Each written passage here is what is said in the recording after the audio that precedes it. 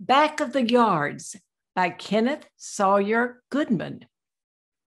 The scene is the kitchen of a small flat in the district back of the Chicago stockyards. It is extremely clean and neat. The time is about 9:30 on a warm summer evening. It beats hell. It surely does beat. I beg your pardon, Sergeant. I wasn't listening. I'm begging yours, Your Reverence. The tongue slipped on me. I didn't catch what you said. But I was saying how it beats all how they come to do it. And them decent kids mostly, with good bringing up too, and fine hard-working folks back of them. Oh, more about it in the evening paper. Oh yeah, a column and a half. Listen here, will you? They got one of this here last bunch, and when they got him good too, he's at the county hospital. What kid not more than 19 with 2 chunks of lead in him? He's unidentified. I saw him myself this evening, about an hour ago. Well, go on with you now. You didn't know him by chance? It was Jimmy Regan. No. Joe Regan's boy that I gave the holy baptism to with my own hands. Red-headed Jimmy that I danced on me own knee. Dad's proud of him, you should be. And you sticking up for him always. Wasn't I telling you only last week? Wasn't I saying he'd be doing his time yet? Wasn't I now? And a long time at that. Well, he'll be at a longer time than this state could keep him for. Well, what's that you're saying? He's gone. Gone? Without the final consolation. Without a word, without a spark of hope to cheer him on. Oh, God have mercy. Shh, she's coming back. What did you get me over here for? You ain't thinking of Michael, are you, surely? Hush now. Put a quiet face on you, Sergeant. It may be that I'm only an old fool after all. Ah, it's a late hour you are, my dear. Ah, God save you, Reverence, and you too, Mr. Sergeant. I'd have been back earlier if I'd have known there was 2 such old friends waiting for me. Think of it, the clergy and the police both. Oh. Where was you all this time? To the movies with a friend. Don't cock a jealous eye on me now, Peter. Yeah. It was with Mrs. Steinbrecher I went. Her and her cousin. Come now, Father.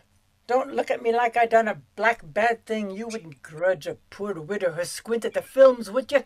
Oh, God forbid, my dear. They've their educational value, doubtless. Ah, that they have. You should have seen him tonight. The story of the taking of Jesse James, that was the branches I can't this way, they tell me. I know. What's ailing you? Nothing. A dry spot in my throat.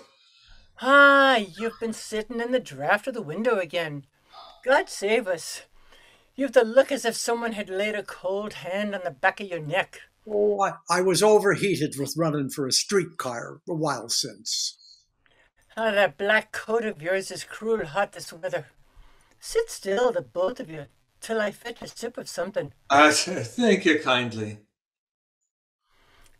There wasn't anything particular you come to see me about, was there? Oh, no. We just dropped in for a friendly chat with you, Mrs. Connors.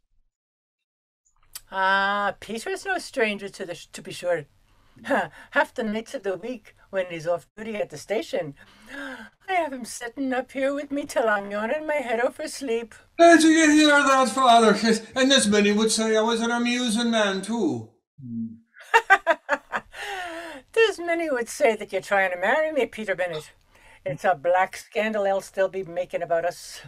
I tell you, the brass of her. Ain't the woman hell these days with their notions of decency?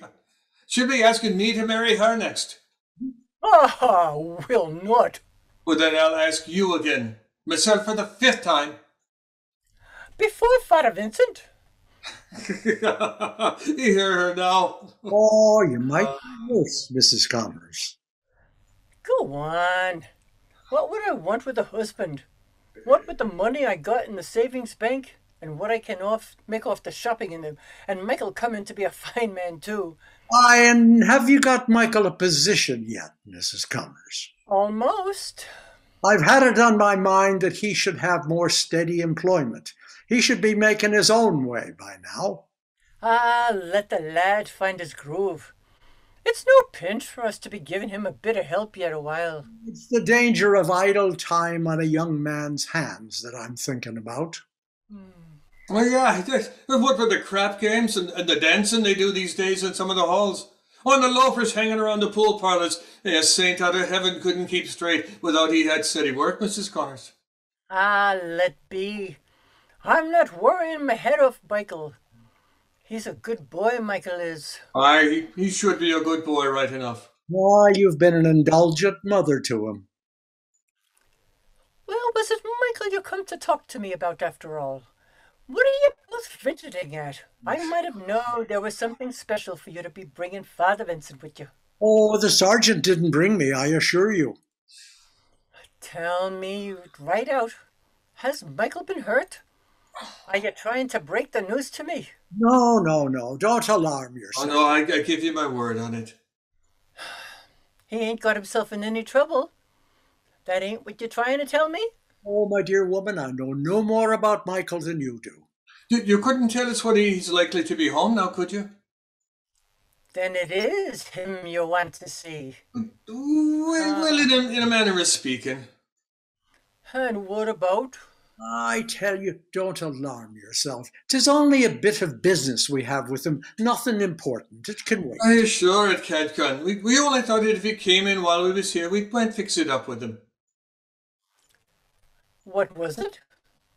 Well, his reverence here was saying. Sergeant Bennett, that there's to be a grand picnic at the parish schools, Mrs. Ah, Sometime next month it's to be, and I thought Michael would be a great help to take charge of the boys' sports. Yeah, he's a great hand with the young ones, you know. Yeah. and it was about asking Michael to take care of the sport at a church picnic that you've been pulling long faces for a full half hour, was it? Couldn't you tell me, would he be home tonight, do you think, Mrs. Connors? Michael's gone to Gary, where a job was offered him. He's been gone about 2 days now. Tuesday morning he went, and he's not sent me a word. It's like enough he'll be back tonight if the job don't suit him, or to fetch him his clothes maybe, if it's what he wants. Well, it's early yet. One way or another, he might be minded to come home. We'll sit and chat a while longer on the chance that he does. You can sit a while and welcome, I'm sure. Though you did give me a bad turn just now. What with the mischief some boys is forever getting into. Mrs. Connors, are you there? There now! What can she want?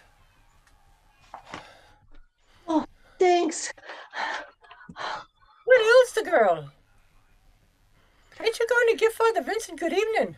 Oh, good evening, Father. Mrs. Connors, you've got to come with me to Mrs. Regan's. You got to come quick, right away. They can't do nothing with her. They've told her then. Hush, man, can't you? What's happened at the Regans? Jimmy, he's been killed. They just broke it to her. Killed? Jimmy Regan killed? Oh God, have mercy. How was he killed? Hadn't you better go with her, Mrs. Connors? They'll tell you when you... How was he killed? Ain't you seen the papers? They shot him last night. There was a holdup somewhere over on the boulevards. The guy they tried to stick put up a fight. What's this got to do with respectable people like the Regans? I tell you, it's Jimmy Regan that's been shot. He was took to the hospital. He couldn't have given no name. Nobody knew who he was till Father Vincent and Father Weaver seen him there this evening. He was unconscious. He couldn't say nothing. He died at 8:30. Why didn't you tell me? Why didn't you tell me? And me having known Molly Regan since we was girls. Oh, my heart was that heavy that I had to take my own time, Mrs. Connors. I'm getting to be an old man. You and your way, and your heart, and Molly Regan crying her eyes out for her boy. We was getting around to telling you. Ain't you coming, Mrs. Connors? Ain't you coming along? I'm coming this minute, and Father Vincent with me. No, Mrs. Connors. Father Weaver's there already, and Joe Regan himself. That's men enough in one house of sorrow. It's women they want now. By your leave, I'll stay here with the sergeant for a while. Have it your own way. Wait a minute, my lass. What you stopping me for? I have to go back with her. I want to ask if you've seen Michael this evening. Oh, I ain't seen him. Oh, I thought you might have. Or today, perhaps? Oh, how would I see him, me working the cannery? I only thought that you and he and Jimmy Regan were great friends. Oh, no. I was no friend of Jimmy Regan's. Michael wasn't thick with him either. I told him to keep clear of him. Honest to God, I did. Well, you showed good sense. Is that all you want with me? If you chance to see Michael, tell him I want to talk with him. That's all. Tell him I'll be here for an hour, waiting to see him. What's he doing here? Oh, he's Michael's friend. Take my word, we know what's best for him. He'll come to no harm through us. I ain't going to steer Michael into no pinch. I tell you, he ain't done nothing. I don't know where he is at that. Oh, listen to me now, my girl. I've a strong notion that you'll be seeing Michael for all you say. And if it's in your head to be warning him against coming home here, it's his living soul you'll put in jeopardy. Keep your hands off God's work this evening, and you'll come to thank the old man that asked it.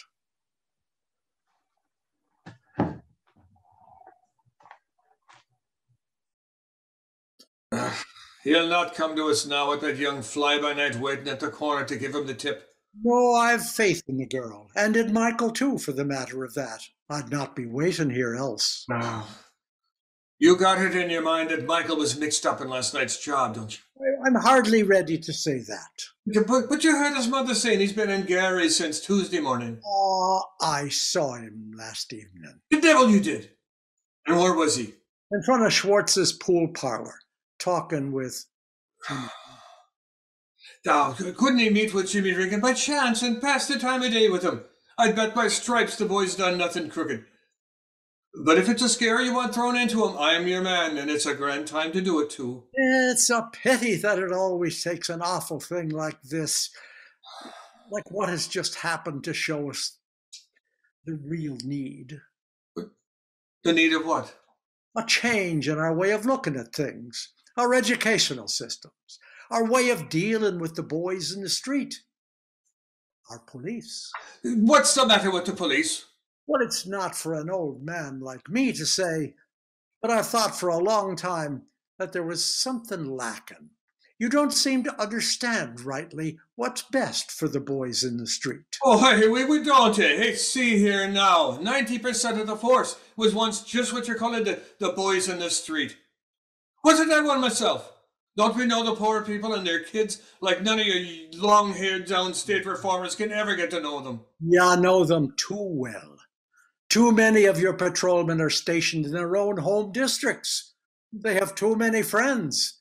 Sentiment gets into it too often. They're too easy on the small beginnings of mischief that go to make the big ends of crime. Wait, are you calling me a man that would let sentiment interfere with my duty? I remember once when they complained to you that the boys were breaking windows in Eisenthorpe's vacant factory building on 46th Street, and Jimmy Regan and Michael Connors. Oh, there's little things to be raking up against the force, surely, at a time like this. Ah, you've known for a long time that half the pool parlors were running crap games and 3/4 of the saloons selling liquor to boys underage, to say nothing of some they sell to the girls. But you can't expect a barkeep to spot a lad's age every time, can you? Well, would you have us playing nurse girl to all the kids in the world? Would you have us pinching our friends to the little small things like you're talking about? Oh, what half the time you couldn't prove it on him in court, even if you got him there? I know there's laws to cover what you said, but it's up to the department what laws are important to be pushed. What are laws for, if they're not to be enforced?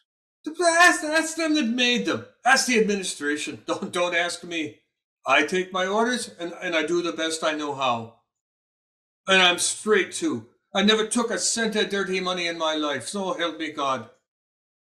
And that is something to say, if I say so myself. It's a great deal to say, and it's true, I'm sure, Sergeant.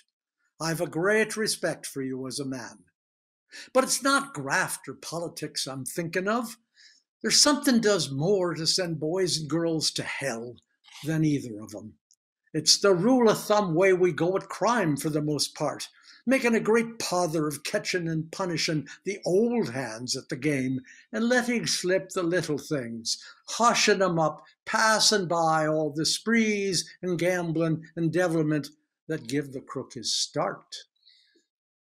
Well, you're a fine one to be talking. You with the name of being the softest hearted, easiest going man in the parish, begging your pardon. Oh, well, it's come to me all at once that we're both greatly to blame, Sergeant, each in his own way. I mean to make a new start, with Michael tonight, God willing. Look, I say again, I bet my stripes Michael had nothing to do with it. Oh, but if he had now, supposing he had, have you in it to your mind to help him, Father? I have indeed. That would put me in a sore place. Ah, you'll do your duty and what's right by Michael. 'Twould seem a hard thing to make them both go together. Oh, hush. What's that? But I didn't hear nothing.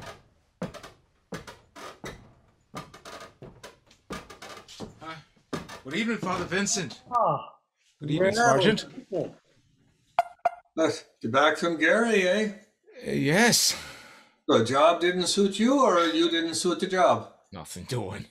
Good job. Not so easy to find. No. Where's my mother? Oh, she stepped out for a little while. She's over at Mrs. Reagan's. Of course, I might have known that. Well, then you know what happened. Yes, it was in all the papers. I seen one of the fellers, too, that heard all about it. It was a terrible thing, Mickey. Fierce. Can you tell me, is Jimmy hurt as bad as the papers say? Then you ain't heard? Heard what? He's dead. Dead? Jimmy Regan dead? That's why your mother's gone over to the Regans? When did she say she'd be back? I got to see her before 11 o'clock. Listen to me, Michael. When Sergeant Bennett and I heard about Jimmy Regan, we just thought we'd come over and have a little talk with you. I don't know nothing about Jimmy. It wasn't exactly about Jimmy either. His reference was saying... Seemed like a good opportunity to point out one or two things to you, my lad. Well, I haven't got time to sit here and listen to preaching. I've got to see my mother before... What are you in such a rush to see your mother for? What business is that of yours? Oh, easy now. I'm going away from Chicago, if you got to know. I met a fellow that was here from Denver looking for men. They're short of hands in all the building trades out there. I can get a better start and better pay, only I got to get out with him on the 11 o'clock train tonight. So, you're going away, are you? Out to Denver? Denver's a long way. Well, they don't give a fella no chance here. Hush, maybe you're right. I'm not saying you ain't. Your mother'll take it hard. You're going so far away where she can't tell how you're getting on all the time. Well, I can't help that. She'll have no call to worry about me. Yeah, maybe you'd like a little word with Father Vincent alone if you're going so soon. But I don't know what about. Hush. Well, I'll just step around to the Regans. If your mother ain't needed, I'll send her back to you. Thanks. Goodbye, Mickey. Goodbye. And good luck to you in Denver. Thanks. Yeah, good night to you, Father Vincent.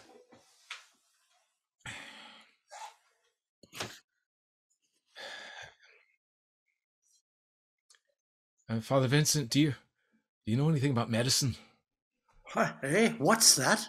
Well, do you know anything about fixing hurts? I mean, fixing them temporary, like bandaging and such, so the dirt won't get into them. Well, a little, yes, I can do that much. But who's been hurt? Me. It's nothing. I mean, it ain't much. How? It was this afternoon. One of the fellers got out. One of the fellers out at Gary had a gun. We were fooling with it, and it went off.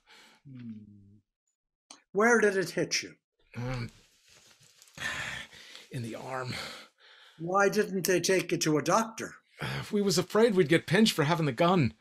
Yeah, I tore off a piece of my shirt. I It didn't bleed hardly at all. I said I'd see a doctor when I got in town. But you haven't. I met the men from Denver that I was telling you about. I wasn't thinking much about it. Your mother will be back shortly. She'd better have a look at it, too. I'd sooner she didn't know. She'd be keeping me from doing what I want.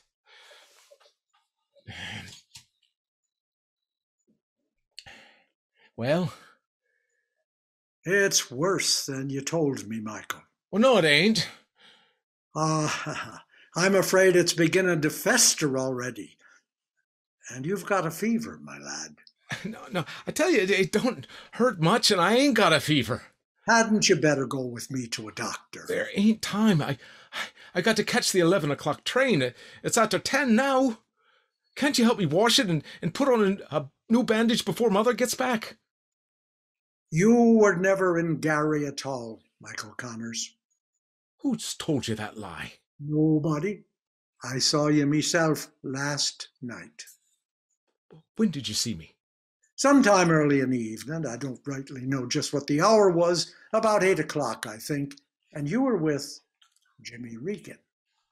Well, what if I was? I don't have to account to you where I was all the time, do I? Or who I talked to either? No, I suppose not. But it would be better if you could. Well, I tell you, I only seen Jimmy for a minute. I don't know where he went afterwards or what he done. I only know what I read in the papers and what's been told me. Aye, but I'm afraid you do know more, Michael. I'm sorely afraid that you do. Well, what's the good of my talking if you ain't going to believe me? Tell me the truth, lad, and I'll believe you fast enough. Well, what makes you think I ain't telling you the truth? You gave yourself away, Michael, by knowing it was Jimmy Regan had been shot and not knowing he was dead. His name wasn't in the papers at all. No one knew it was Jimmy till Father Weaver broke the news to his family. There, now. Can't you see? It's no use lying to me. How could you have known it was Jimmy? Well, I wasn't with him. I had it from one of the fellers, I swear. I ain't done nothing. Can't you take my word for it? I'd be a happy man this night if I could. What do you want me to say? Can you swear to me on this, Michael? Well, you ought to take my word. If you've done nothing, 'twill do you no hurt to swear by the cross. And you'll ease a poor heart that wishes you well, Mickey. Well, Father, you'll not split on me. You've had it out of me like I don't know what. I'm sick, or you wouldn't have got it from me so easily. There. Go on. Tell it all to me, and we'll see what's to be done. I never done anything like this before. I've run with a bad bunch, I know that, but they knew I was straight, at least wise straighter than they was. They never tried to pull anything on me, crooked stuff. Honest to God, they didn't. There was 5 of us together yesterday. We got too many drinks. Somebody said, "Oh, let's go to a show," but we didn't have no more money. And then somebody else said, "Well, let's go and get some easy coin on the boulevards." And then it was all sort of foggy from then on. We went somewheres and got 4 guns they had hidden in a barn. And then one of them that wasn't very drunk, he went and sneaked a car out of a garage and picked us up around the corner. I don't remember where we drove to. We came alongside of a guy on the sidewalk. I didn't think what they was going to do. Honest to God, I didn't. Me and Jimmy and the other fella in the tonneau jumped out. Jimmy runs up to the guy, shoves a gun in his face. It wasn't even loaded. None of them was loaded except the one I had, and I never took that one out of my pocket. Before we could say nothing, the guy himself pulls a gun and lets Jimmy have it twice. Somebody yells, "Cops!" And then we run for the machine. I knew they was plugging at us, but we didn't plug back. Just as I got my foot on the step, something hit me in the arm. I didn't think of Jimmy at all till we got clear away. We couldn't go back for him. The fella that was driving the car ran the car back to the garage. It wasn't out more than an hour. Nobody spotted that he had it out. And that's all that happened. Well, I won't ask you who the other boys were. Oh, I wouldn't tell you that. Nobody'll get 'em. They're safe by now. I wouldn't have said nothing to you either. Only walking made my arm come on to such pain so fierce. I wish to God I hadn't opened my head. Oh, you shouldn't wish that. I do. Why did you come here? To see my mother. I sort of had to see her and say goodbye before I went. I had to get a little money from her. Then you are thinking of going away. I got to go somewhere. I can't hide this thing around here. You'll go with me now to a doctor, and then around to the station and give yourself up. What are you talking about? What kind of a boob do you take me for? Only way you can make things square. I ain't asking to make things square. I didn't do nothing. They ain't got nothing on me. You let me alone. You'll stop to see your mother. You'll have a word with her.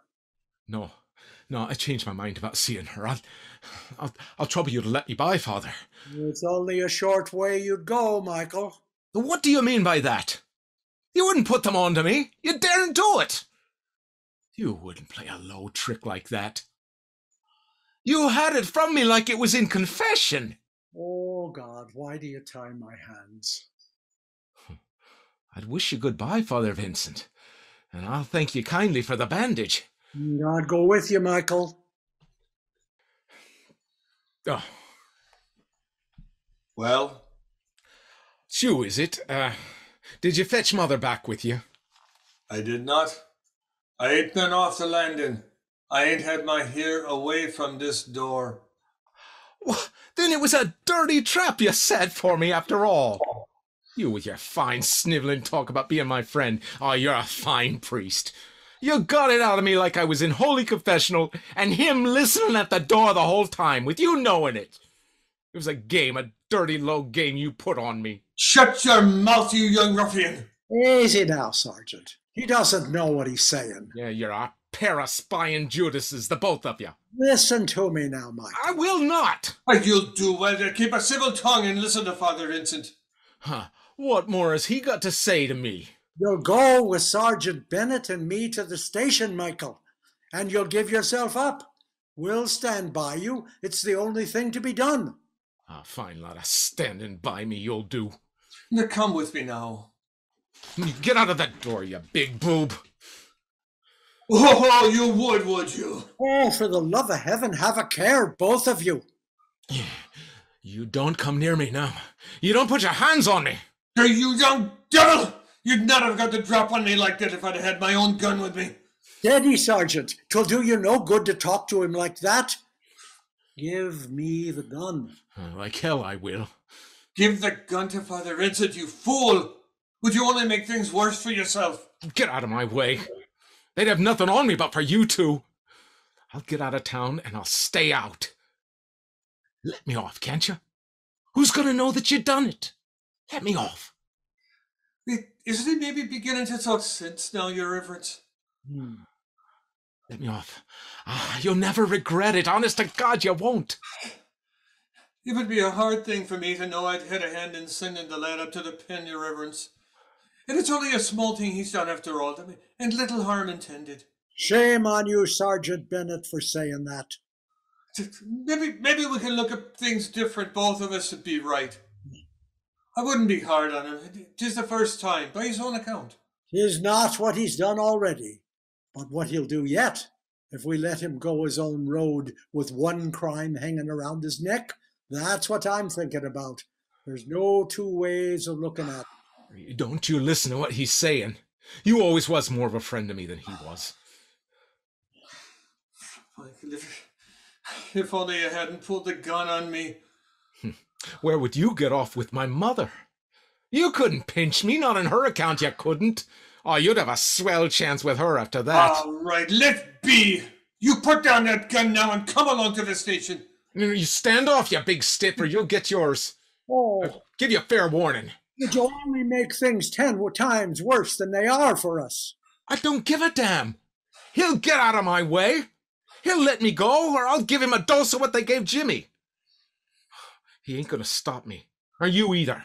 We'd not be your friends if we didn't try. By God, Father Vince is right. How far would you get before I put in a call? Not far, I'm thinking, with that arm. They'd get you in an hour at most. Like as not, you'd be a fool enough to put up a fight too and get plugged. Damn you. You got no call to put them on to me.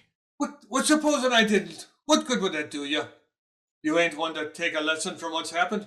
I'd only be turning you loose to make a real crook of yourself. And there's worse things in the world than crooks.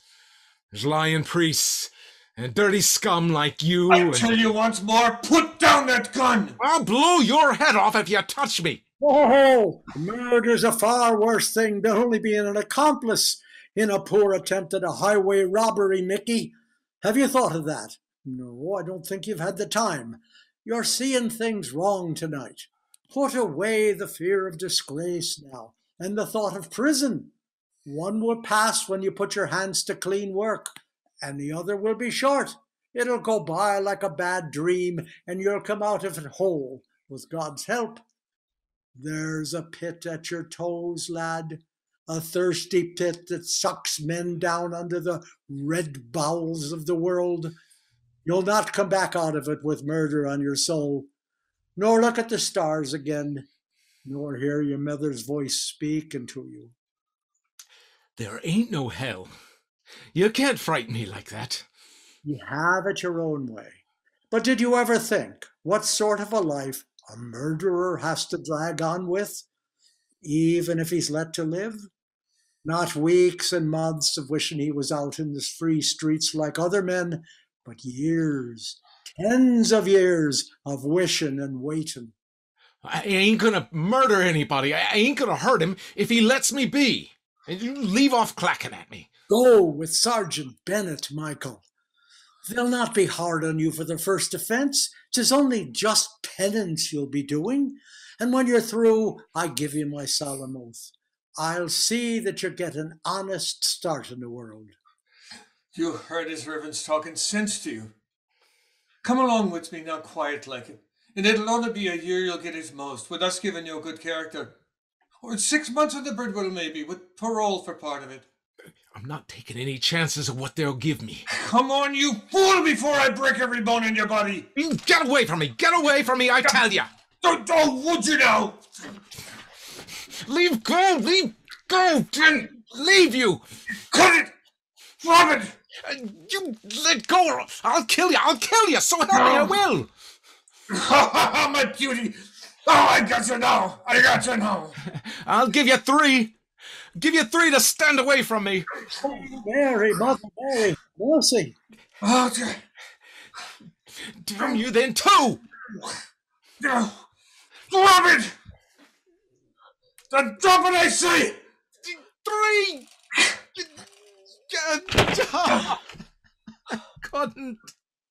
I couldn't. Oh, my nerve's gone. No, Michael, me boy. Only just come back to you. I'm a coward. I couldn't do it. I couldn't. No, me lad, me little Mickey. Easy now. I couldn't.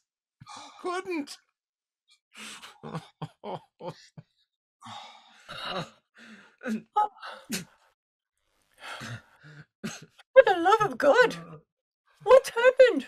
No, speak. None of you. Tell me what's happened. Nothing that will do you any hurt in the end, Mrs. Connors.